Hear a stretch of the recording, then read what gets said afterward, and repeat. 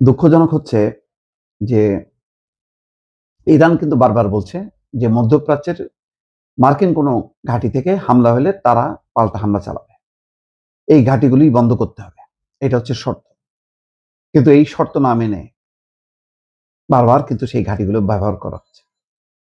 সর্বশেষ যেই হামলা, যে খার্গে অর্থাৎ ইরানের প্রধান যেই খার্গে দ্বীপ, যেটা বলা হয় তেল উত্তোলনের 90% তেল উত্তোলন এবং রপ্তানি হয়, প্রধান অর্থনৈতিক অঞ্চল, সেই অঞ্চলে হামলা হয়।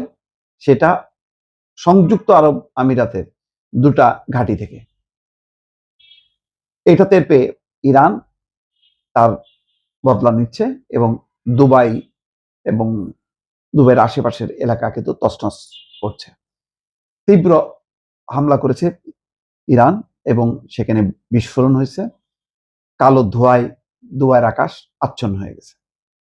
এখানে খবরে বলা হচ্ছে ইরানের তেলের প্রধান ঘাঁটি খার্গ আইল্যান্ডে হামলা চালানোর জন্য আমেরিকা ব্যবহার করেছিল সংযুক্ত আরব আমিরাতের দুটি ঘাঁটি।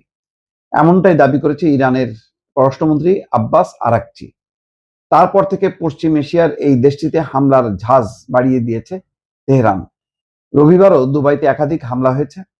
তীব্র বিস্ফোরণের শব্দ শোনা গেছে দুবাই মেরিনা এবং আল সুফি সংলগ্ন এলাকায়। সংযুক্ত আরব আমিরাতের ফুজাইরা তেল টার্মিনালেও রোববার হামলা চালিয়েছে ইরান। সেখানে তেল তোলার কাজ থমকে গেছে। ফুজাইরা কেন্দ্রে হামলার কারণে আগুন ধরে যায়। ঘটনাস্থল থেকে পুরো কালো ধোঁয়ার কুণ্ডুলি আকাশে উঠতে দেখা গেছে। স্থানীয় সংবাদ মাধ্যমের দাবি, এর ফলে জর্ডানের এক নাগরিক আহত হয়েছে। এখন পর্যন্ত আর কোনো হতাহতের খবর নেই। শনিবার দুবাইতে হামলা হয়। শহরের মধ্যভাগ থেকে বিস্ফোরণের শব্দ শোনা যায় একাধিকবার। যুদ্ধ শুরুর পর থেকে এখন পর্যন্ত সংযুক্ত আরব আমিরাতের নিশানা করে 1800-র বেশি ড্রোন এবং ক্ষেপণাস্ত্র ছুড়েছে ইরান। এর মধ্যে 1600টি ড্রোন, 294টি ব্যালিস্টিক ক্ষেপণাস্ত্র এবং 15টি ক্রুজ ক্ষেপণাস্ত্র। পশ্চিম এশিয়ার আর কোনো দেশে এত হামলা হয়নি। ইরানের হামলায় সংযুক্ত আরব আমিরাতের সরকারি হিসাবে মোট 6 জনের মৃত্যু হয়েছে। ইরানের বিদেশমন্ত্রী জানিয়েছিল খার্গ আক্রমণের জন্য আমেরিকা ব্যবহার করেছে সংযুক্ত আরব আমিরাতের রাস আল খাইমার একটি ঘাঁটি। এছাড়াও একটি মার্কিন ঘাঁটি থেকে খার্গে বোমা ফেলা হয় এবং সেটি দুবাইয়ের খুব কাছে অবস্থিত। আমেরিকার এই পদক্ষেপকে বিপজ্জনক বলে উল্লেখ করেছে আরাকচি।